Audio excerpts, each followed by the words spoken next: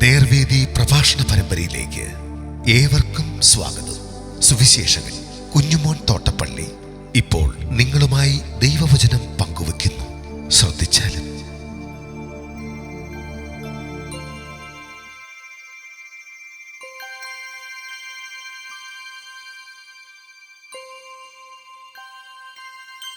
യേശു കനാന്യ സ്ത്രീയുടെ മകൾക്ക് സൗഖ്യം നൽകുന്നു.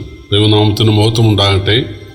മത്തായി എഴുതിയ സുവിശേഷം 15-ാം അധ്യായത്തിൻ്റെ 21 മുതൽ 28 വരെ ഞാൻ വായിക്കുന്നത് ശ്രദ്ധിച്ചാലും. യേശു അവിടം വിട്ട് സോർ സീദോൻ എന്ന പ്രദേശങ്ങളിലേക്ക് വാങ്ങിപ്പോയി. ആ ദേശത്തു നിന്ന് ഒരു കനാന്യ സ്ത്രീ വന്ന് അവനോട്, കർത്താവേ, ദാവീദ് പുത്ര, എന്നോട് കരുണ തോന്നണമേ, എൻ്റെ മകൾക്ക് ഭൂതോപദ്രവം കഠിനമായിരിക്കുന്നുവെന്ന് നിലവിളിച്ച് പറഞ്ഞു. അവൻ അവളോട് ഒരു വാക്കും ഉത്തരം പറഞ്ഞില്ല.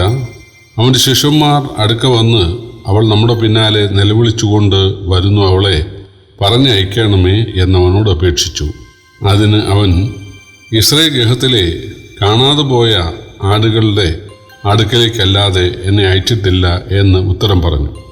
എന്നാൽ അവൾ വന്ന്, കർത്താവേ, എന്നെ സഹായിക്കണമേ എന്ന് പറഞ്ഞ് അവനെ നമസ്കരിച്ചു.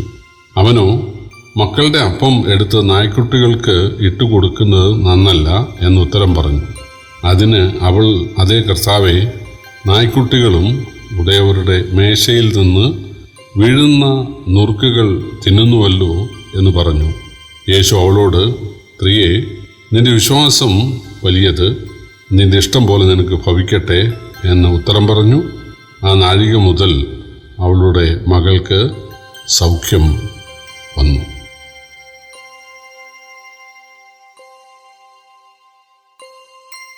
കർത്താവായ യേശുക്രിസ്തു ഇതുവരെ യഹൂദന്മാരോടാണ് സുവിശേഷം പറഞ്ഞതും യഹൂദന്മാരെ ആണ് രക്ഷയെങ്കിലേക്ക് നയിച്ചതും.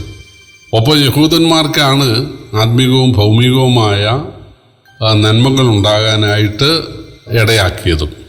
എന്നാൽ യേശു ഇസ്രയേലിൻ്റെ വടക്കേ രാജ്യങ്ങളായ സോർ സീദോൻ തുടങ്ങിയ കടൽത്തീര പ്രദേശത്തേക്ക് പോകാനിടയായി. അപ്പോൾ ഒരു പുറജാതി സ്ത്രീ, ഒരു കനാന്യ സ്ത്രീ വന്നിട്ട്, ദാവീദ് പുത്ര, കർത്താവേ, എന്നോട് കരുണ തോന്നണമേ, എൻ്റെ മകൾക്ക് ഭൂതോപദ്രവം കഠിനമായിരിക്കുന്നു എന്ന് പറഞ്ഞു. യേശു ഒന്നും മിണ്ടിയില്ല, പ്രതികരിച്ചില്ല. അവൾ പിന്നെയും നിലവിളിച്ചുകൊണ്ട് പുറകെ വരികയാണ്. അപ്പോൾ യേശുവിൻ്റെ ശിഷ്യന്മാർ യേശുവിനോട് പറഞ്ഞു, അവൾ നമ്മളെ അസഹ്യപ്പെടുത്തുന്നു, അവൾ പറഞ്ഞയക്കണമെന്ന് പറഞ്ഞത് അവളുടെ അപേക്ഷ കേട്ട് അവൾക്ക് സൗഖ്യം നൽകണം എന്ന് ഉള്ള അർത്ഥത്തിൽ ആയിരിക്കണമെന്ന് നിർബന്ധമില്ല. ഒന്നുകിൽ എനിക്ക് സാധിക്കുമെന്ന് പറയുക, ഇല്ലെങ്കിൽ സാധിക്കില്ലെന്ന് പറയുക. അതാണ് കാരണം. ഒരു സ്ത്രീ ഇങ്ങനെ നിലവിളിക്കുന്നത് അത് അരോചകമാണ്. അതുകൊണ്ടാണ്. അപ്പോൾ യേശു അവളോടും ഒപ്പം ഉണ്ടായിരുന്നവരോടും പറയുകയാണ്, ഇസ്രായേൽ ഗൃഹത്തിലെ കാണാതെ പോയ ആടുകളുടെ അടുക്കിലേക്കല്ലാതെ എന്നെ അയച്ചിട്ടില്ല. എന്താണ് ഇസ്രായേൽ ഗൃഹത്തിലെ കാണാതെ പോയ ആടുകളെന്ന് പറഞ്ഞാൽ? അതായത് ഇസ്രായേൽ ഗൃഹത്തിൻ്റെ അടുത്തേക്കല്ലാതെ എന്നെ അയച്ചിട്ടില്ല എന്നല്ല, ഇസ്രായേൽ ഗൃഹത്തിലെ കാണാതെ പോയ ആടുകളുടെ അടുത്തേക്ക് എന്ന് പറഞ്ഞാൽ എന്താണ് വ്യത്യാസം? അതായത് 119-ാം സങ്കീർത്തനത്തിൻ്റെ 175-ാമത്തെ വാക്യം, അത് ഈ സമയത്ത് പ്രസക്തമാണ്.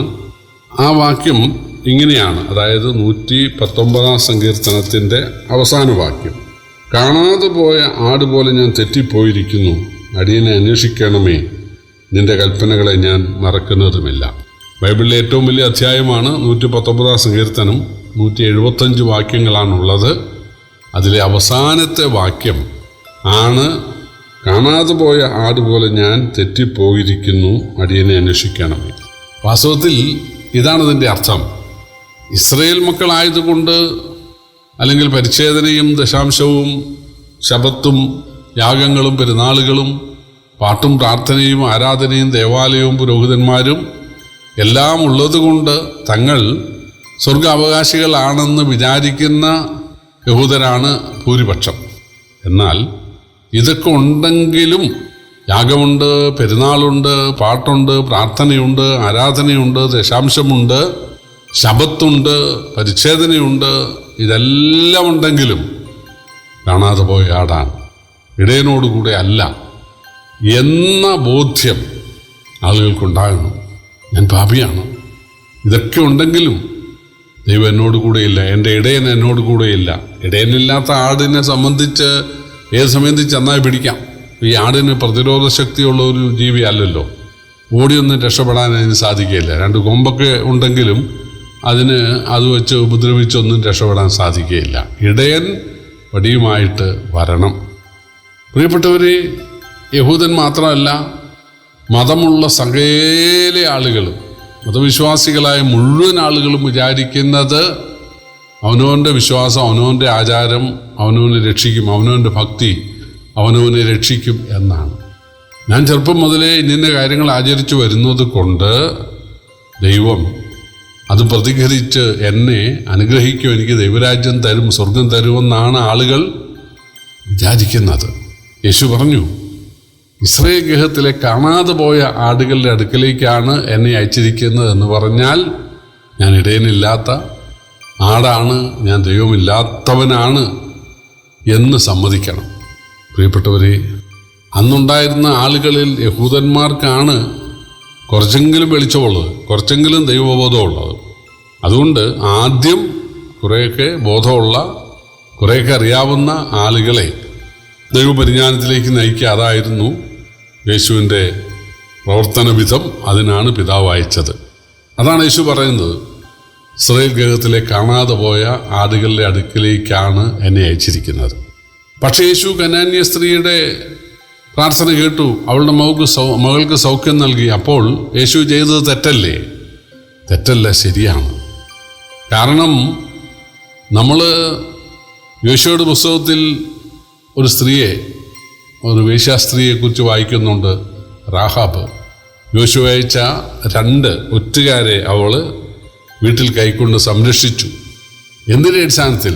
യഹോവയാണ് ദൈവം എന്നുള്ള വിശ്വാസത്തിൻ്റെ അടിസ്ഥാനത്തിൽ.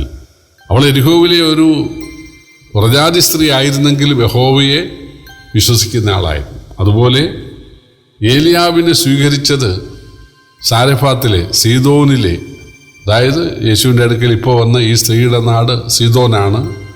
ആ വിധവയുടെ നാടും, ഏലിയാവിനെ സ്വീകരിച്ച വിധവയുടെ നാടും സീദോനാണ്.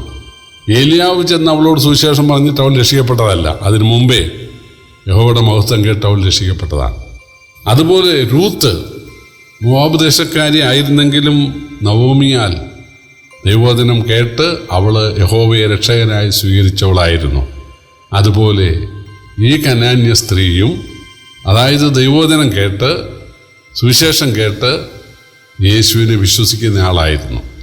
അതുകൊണ്ടാണ് അവൾ യേശുവേ ദാവീദ് പുത്ര എന്നോട് കരുണയുണ്ടാകണമേ എന്ന് പറഞ്ഞത്.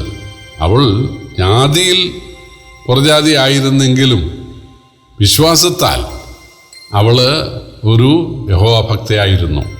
അതുകൊണ്ടാണ് അവൾ ദാവീദിൻ്റെ വംശത്തിൽ പ്രവചനപ്രകാരം മനുഷ്യനായി വന്ന് രക്ഷിതാവാണ് യേശു എന്ന് മനസ്സിലാക്കിക്കൊണ്ട് അവൾ നിലവിളിച്ചുകൊണ്ട് പുറകെ വന്നത്. അപ്പോൾ യേശു പറഞ്ഞു, മക്കളുടെ അപ്പം നായ്ക്കുട്ടികൾക്ക് കൊടുക്കാറില്ല. അവൾ ചോദിച്ചത് മകളുടെ സൗഖ്യമാണ്, അപ്പമല്ല. പക്ഷേ യേശു മകളുടെ സൗഖ്യത്തെ അല്ലെങ്കിൽ രോഗസൗഖ്യത്തെ അപ്പത്തോട് ഉപമിക്കുകയാണ്.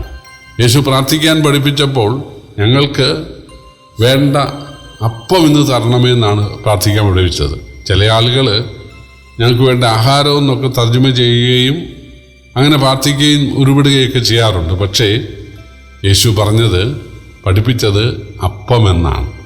അപ്പം എന്നുള്ളതിൻ്റെ അർത്ഥം ഭക്ഷണമെന്ന് മാത്രമല്ല. ദൈവവചനത്തിന് അപ്പം എന്ന് പേരുണ്ട്. സുവിശേഷ വേലയ്ക്ക് എന്നെ അയച്ച പിതാവിൻ്റെ പ്രവൃത്തി പകലോർത്ത് ദഹിക്കുന്നത് എൻ്റെ അപ്പം എന്ന് യേശു പറഞ്ഞിട്ടുണ്ട്. പിന്നെ വേലയും കൂലിയും അതിനപ്പം എന്ന് പറഞ്ഞിട്ടുണ്ട്. വേലക്കാരൻ തൻ്റെ അപ്പത്തിന് യോഗ്യൻ. അതുപോലെ വേറൊരു സുവിശേഷത്തിൽ കൂലിക്ക് യോഗ്യൻ എന്ന് പറഞ്ഞിട്ടുണ്ട്. അതുപോലെ ആരാധന, അതിന് അപ്പം നുറുക്കെന്നാണ് പേര്. അതുപോലെ രോഗസൗഖ്യം, അതിനെ അപ്പമെന്നാണ് യേശു പറയുന്നത്. മക്കളുടെ അപ്പം നായ്ക്കുട്ടികൾ കൊടുക്കാറില്ല. എന്ന് പറഞ്ഞപ്പോൾ അവൾ പറയുകയാണ്, നായ്ക്കുട്ടികൾ ഉടയവരുടെ മേശയിൽ നിന്ന് വീഴുന്നത്.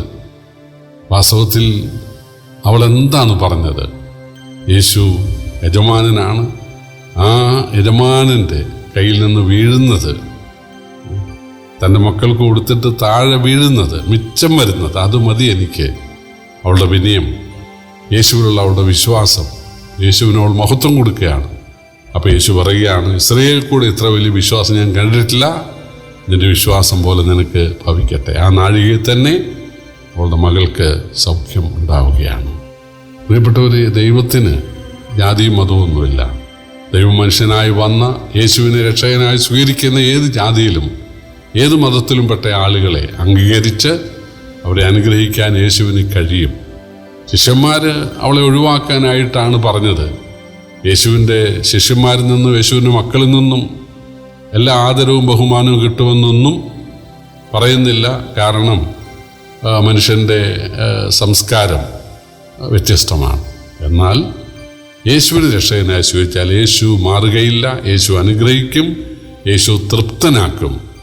ദൈവം നിങ്ങളെ സഹായിക്കട്ടെ. യേശുവിനെ കൈക്കൊണ്ട് ഇതുപോലെ അനുഗ്രഹം അനുഭവിപ്പാൻ ദൈവം നിങ്ങൾക്ക് വിശ്വാസം തരട്ടെ. കർത്താവിൻ്റെ വലിയൊരു നാമം വാഴ്ത്തപ്പെടുമാറാകട്ടെ.